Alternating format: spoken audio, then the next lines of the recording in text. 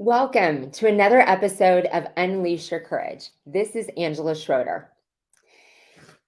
We have such a phenomenal lineup of guests continuing to come up, but I wanted to pause this week and just go over some of my favorite topics of courage that I keep getting questions on and involvement from the group on, and courage in action in your daily life, and how you can decide to take quantum leaps in your life and in your business when you use courage in a big way daily. Many of these things I wrote about in The Courageous Mind. And as I continue to grow and learn from other people and do my own personal growth, it is amazing how you see the things through a slightly different filter. And even though all of the different methods and things to support your courage, grow and garner your mindset that I write about in the book, I still believe are true and all important, I also see them through a slightly different filter for the reasons they're important or how to make them applicable in my life or make them more effective. So it's interesting to go back and read those words and knowing that that was me. But isn't it amazing that we all get to evolve and continue to grow into better versions of ourselves, and then going back and looking at your past perspective? So the few of the things I want to talk about in making, how do you make a decision that instead of making incremental steps to more success and happiness in your life, that you are going to make a quantum leap. And one of my good friends that I met in the last year sent me the book, and is it right behind me? It's usually everywhere. U Squared. And I wanted to say the author, that's why I looked for it right behind me. But we will put it in the show notes. And it talks about taking a quantum leap in your life. It is a quick little read. So I encourage you to grab the book. I am a listener, you guys know, so I listened online and then continue to read passages of that book about making a quantum leap. And it's a mindset of, instead of taking incremental steps, instead of just what is the next thing I'm going to do, how do you change your mind that you're going to make big quantum leaps? And that is a mindset of courage. Here are some things that support that. Having rituals that you are really committed to having investments in. In the book, I used to call these routines: the power of your morning routine, the power of your daily routine, and habits. I love now referring to these as rituals. It takes on a new, exciting meaning to me, I think, instead of habits and routines sort of get play for me or trigger me in my mind of just things that we have to get done, right? Routines that and habits that we've put in place that can be great for our life, systems, but they are like a checklist that we're going through the motions and getting them done. And even though it's powerful to have things and systems and routines of things that you do so you're getting them done, it's even more powerful when you fully invest in them. And that one of the mindsets for me and the change was changing the word to ritual that I use instead. So what is my morning ritual? What are rituals throughout the day that I am absolutely committed to be present and to be all in? And this is the shift and difference. So I do fully believe in the power of a morning routine. Tim Ferriss talks about it often. So many people, an incredible book by Hal Elrod, Miracle Morning. And those are kind of the steps that I follow. Both of them have similar ones. And, many agree that these elements to a morning routine are important. And I include them in my daily morning ritual. And I notice that anytime I am out of sync with any of the elements of my morning routine ritual, I still screw up some with that one, that things just feel out of whack. As Tim Ferriss says, if you win the morning, you win the day. That if you are really controlling how your mind and body and energy enter the day, if you're in control of that, then when things go sideways, as he said, during the day, and we know that that happens, that things will come and trigger us and unexpected things happen every day. But if you have controlled, if you win the morning and set yourself up, it sets you up to respond to those differently, to handle things differently. To one, get your day off on a proactive mode and get things done that need to get done and not let the distractions and the sideways get you as off track. It also really controls how you respond to those things. If you didn't win the day, win the morning, and enter with just like you're already in survival mode, we very oftenly respond to things that happen with an emotion and a reaction without being able to own our own space and take a step back, realize the emotion that we're feeling that's connected to what just happened, and then respond in a more appropriate way. We show up for people in our lives differently, and the energy that gets passed on, the light and vibration that gets passed on to everyone else and in everything we do is really set up by our morning ritual. So my morning ritual elements, I did realize that I much more was going through the motions, that as long as all of these elements were getting done, I was like, yay, won the morning. But it has been so much more powerful when I turned them into rituals and was all in on each activity, fully present, fully soaking it up, getting the benefits for myself out of each and every activity. So mine are, I use the acronym SAVERS from Hal Elrod that, and I probably won't go through them in that order, because what I first do is get my workout in, get my body moving. That can be different for every person, whether it's really your workout for the day, or whether you're just getting the blood flowing, body moving, and just doing like a 10-minute workout to get that blood flowing. I spend longer in this one because it is my workout for the day and it is really important to me, and moving my body in different ways. For a while, I was just strength training and then really focused on cardio, but I wasn't necessarily present in the moment. I do listen to an audiobook, so get my reading in often at the same time that I'm doing that. And I do believe I can still focus on both of those activities. But for so long, I was just going through the motions of my workout unintentionally, just doing the motions, getting it in, getting the time in, making sure my heart rate was up and the cardio was in, getting the reps in, instead of what did my body really need. So I changed two things. One, being fully present in the workout. I am listening to a book at the same time, but I now really turn notifications off on my phone and try not to let my mind wander. I do keep a notebook right by me through all of the morning in case something enters my head that I can quickly dismiss it and write it down and try and come back to being fully present. I changed to be like, notice every single rep and be intentional about the movement, being present in my body, seeing how it felt, and really getting the most out of each and every action. Second, I got a trainer. And in any area of our life, a trainer, a coach, someone coming alongside me and aligned. And in every area of our life that you really want to improve or make a quantum leap, I think it is worth it. It is worth either having a power partner that's right alongside you or a coach that can help you see things in a different way, help you see your vulnerabilities and gaps and weaknesses and things that you need to work on, that pushes you to a higher level, challenges you to do a little more, to do the and one more, that things that might be painful and hurt and get more uncomfortable, and are a place to be held accountable. I didn't even realize, I had made the decision to push myself and to make sure that in my morning fitness that I wanted to feel like I had worked hard every day and be present. But man, once I got a coach, I had the mindset that he was just going to push me a little harder and I was going to, get some more abs or get a little stronger. He was going to have a slightly different technique.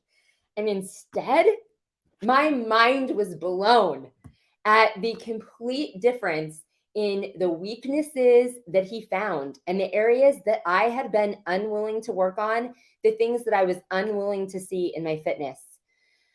If you've been here a while, you know that my background is as a dancer and teaching dance. And I let a lot of that flexibility and mobility, especially in my hip and areas that are easy to do that when we age, just slip away. And I had so many areas, movements that were painful, stretches, mobility things that were painful that I just moved away from and didn't put myself in those exercises or to push myself hard enough and stretch the limits every day.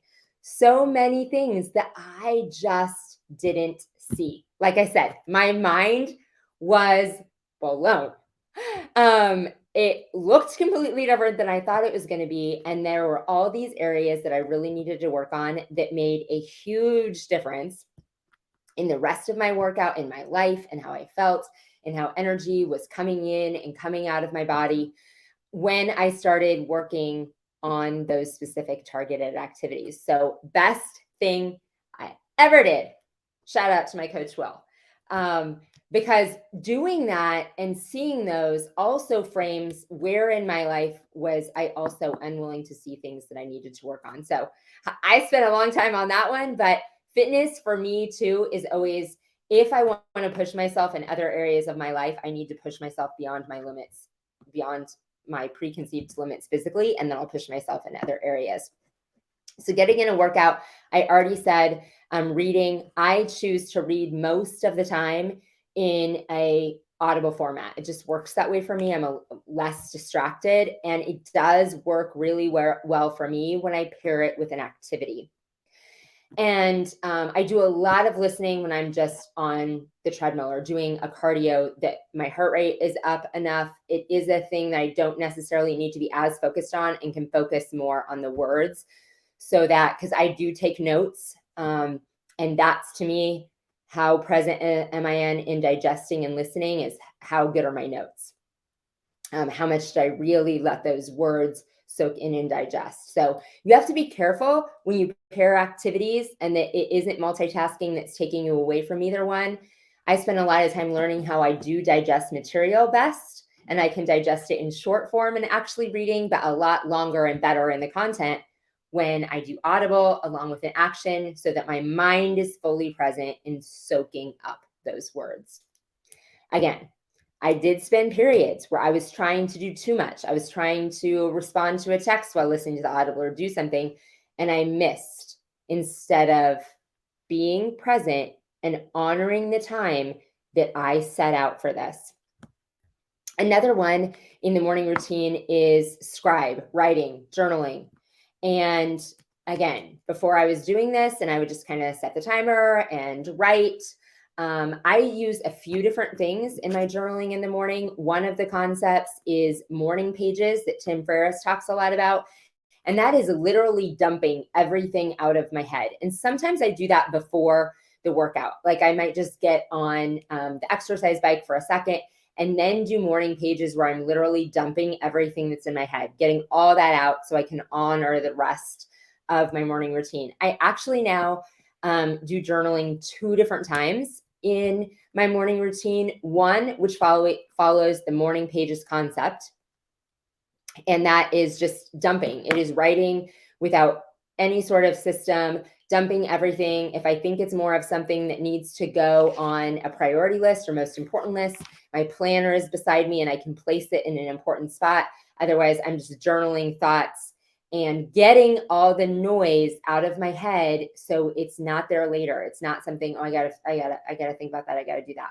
Getting everything that came up in my sleep or things out in morning pages.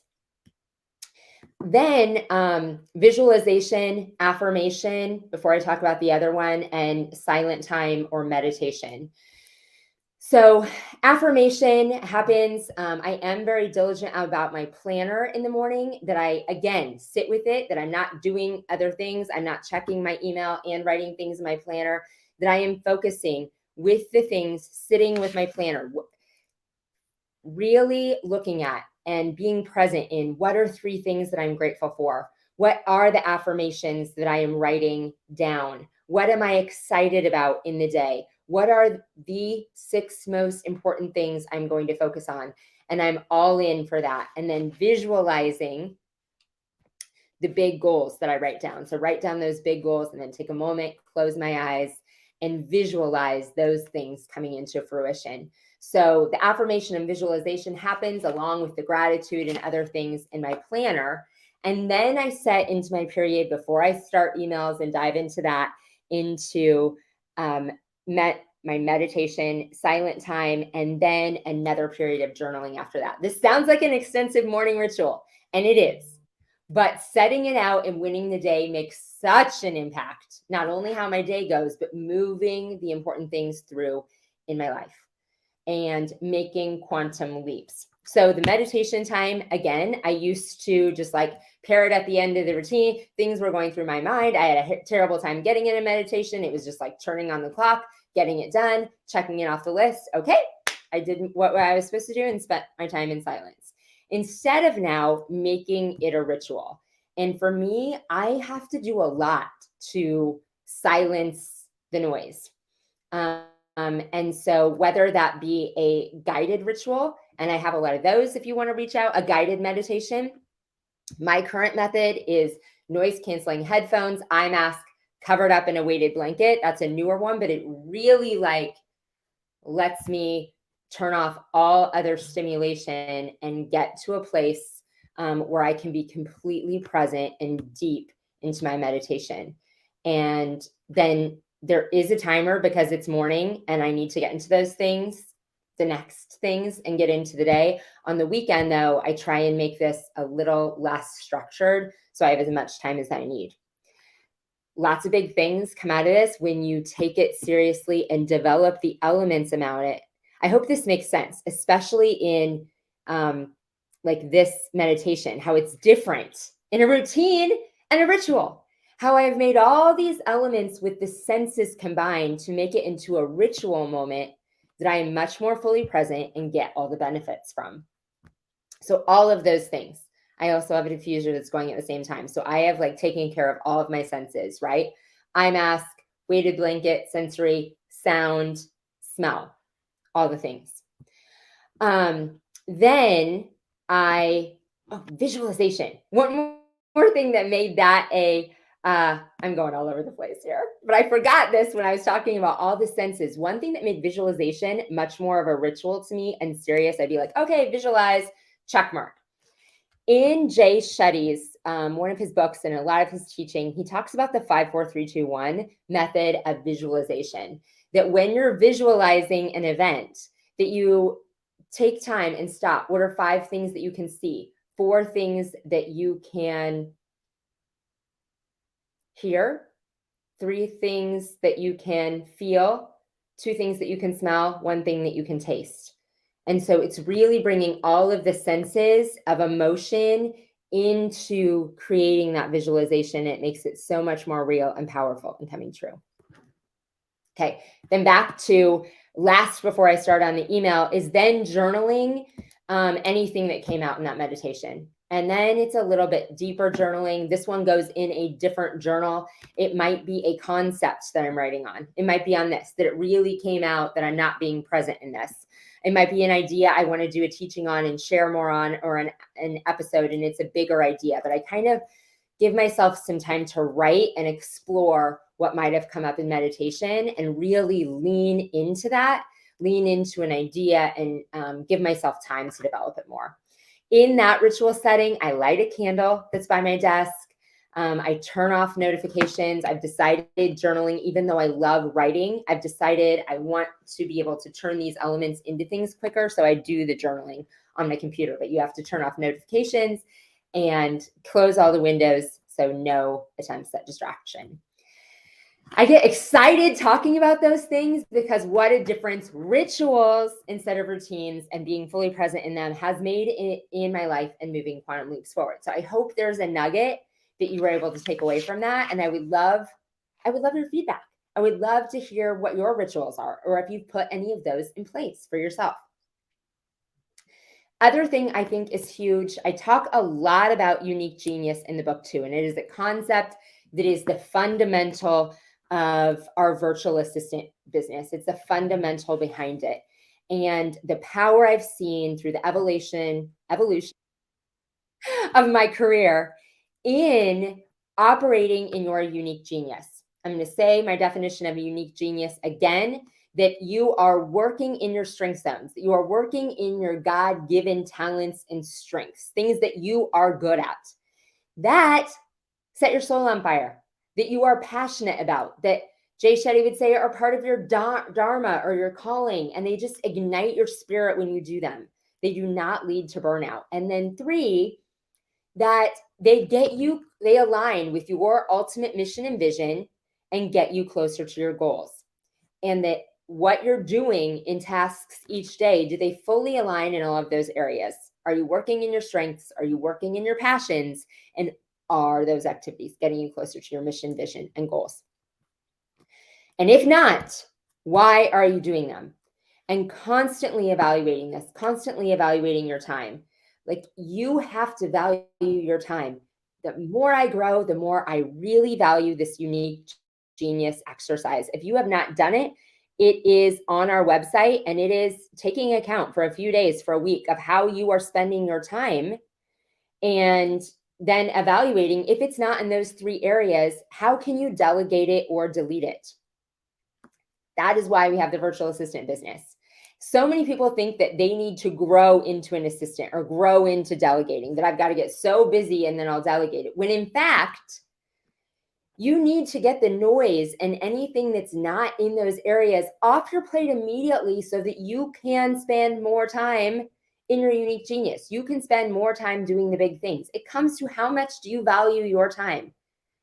You are a unique individual with your unique talents, your unique passions, and your unique goals. And the more time you spend in them, the happier you are.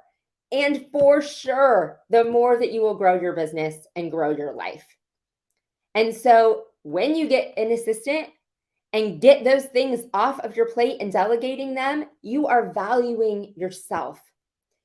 And the ROI is for sure, because you are working in your unique genius. And what you can do with your time to grow your business, plus the joy it brings into your life, is absolutely worth it. Once you get into this, then you will be a rock star at evaluating your time each and every day. And I tell our team members that as we track time, it's not a time tracker like a clock in, clock out, normal type of thing. We are operating with everyone on our team that how long are you working in your unique genius? How effective are the things that you're doing? Because if this is the way I recorded my day and this is how it went, and then these are the results, gosh, I should not have been doing them. How self-aware are you? Like, oh, I thought I was really good at that. Guess what? Somebody can do what took me in 6 hours, even though I thought I was real good at that. And it does make me happy, and it does align with my goals. If there is an AI solution, or there is someone on my team that can do it better, own up to that and figure that out, so you are being the most efficient and producing the greatest results. And now I evaluate that each and every day to really be in alignment of that. And that's how you make a quantum leap, not incremental steps, is making a decision right now. You're going to change that you value yourself, you value your time, you value your happiness. And it's not about being busy. That's not a badge of honor. It is about being effective and being efficient, and then having balance in your life, that you get to rest and do things that fuel your soul as well. And that you get to spend that time in your morning routine. People are like, that's crazy how long you spend on your morning ritual, but it's not, because it's the most important. And I do the rest of the things so that that can line up and be in alignment as well. The final thing is community. And I know I talk about these all the time: rituals, unique genius, and community. And 2 things of community. One, in the community in the larger sense, there are a few people that you have placed yourself in regular environments that are community, that feel like community. And I don't know a year ago if I even used this word. And then I had the opportunity to help build some communities and be a part of better communities.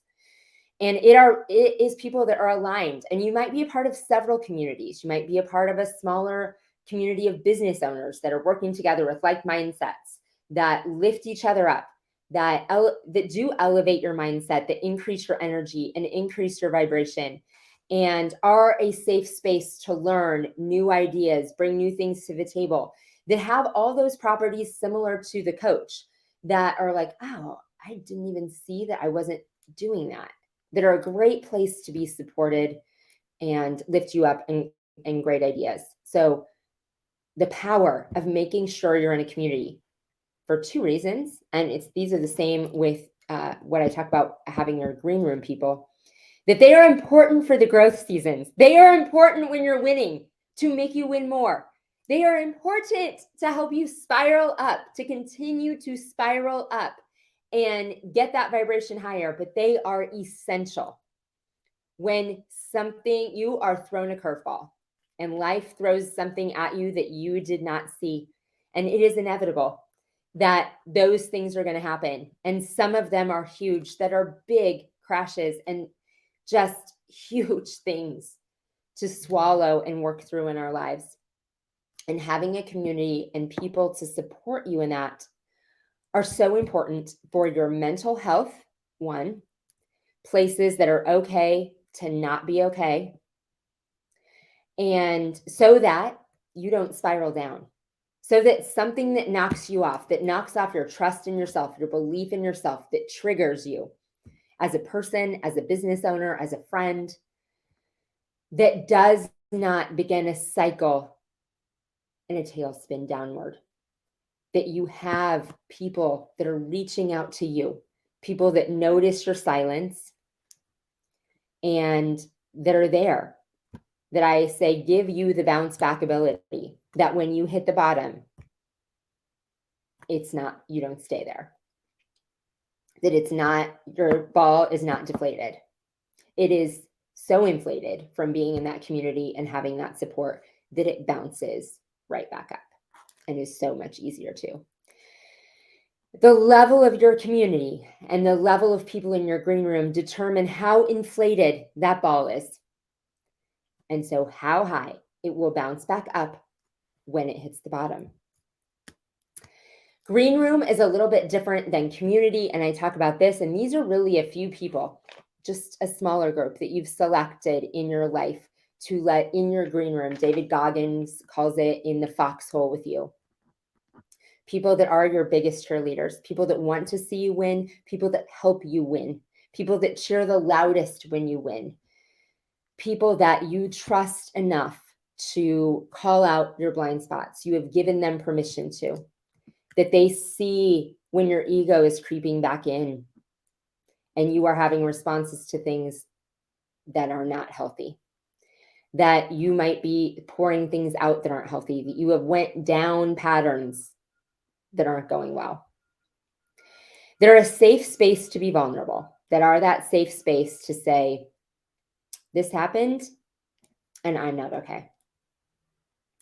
That allow you to so deeply feel the healing, no matter how messy it looks, that know that that messiness is a season and a pit stop and not a place that defines you, that are a safe space to work through that. People that absolutely support your growth and that challenge you to do so, that challenge you to set bigger goals, to push your limits, that are constantly a place of joy and a place of deep, deep love, but also people that want you to get uncomfortable and hold you accountable for continuing to get uncomfortable. These communities and green rooms are such a life source. And in the book, I talked about the 5 people you surround yourself with and how you influence people with your energy, how others influence you with your energy. And I meant it. And I still believe those things. Still believe in the power of all that. But now I believe in it in such a deeper level, again, of being fully present. that you make a decision to be committed to community, that you're a giver in those spaces, and you also fully let yourself receive. And the same thing for green room. That people that you are in people's green rooms, that you invest in other people, that you give, but you also take a moment to ask for what you need and receive and set those up as well. So thank you for tuning into this episode as I shared some elements of courage that I am even more passionate about. Areas that I knew were important and I'd seen as patterns of importance in my life, done the research, seen them as patterns of importance in other people's lives as well. But on my growth journey, have really leaned in to how these areas can be so much more powerful. Routines into rituals, unique genius, and the importance of community and green room people. Join us each and every week. I would love to hear your questions, what you want to hear more of, how we can help. Excited for the upcoming guests. So keep being involved in our Facebook community and listening live on Turf Step Radio. This is another episode of Unleash Your Courage with Angela Schroeder.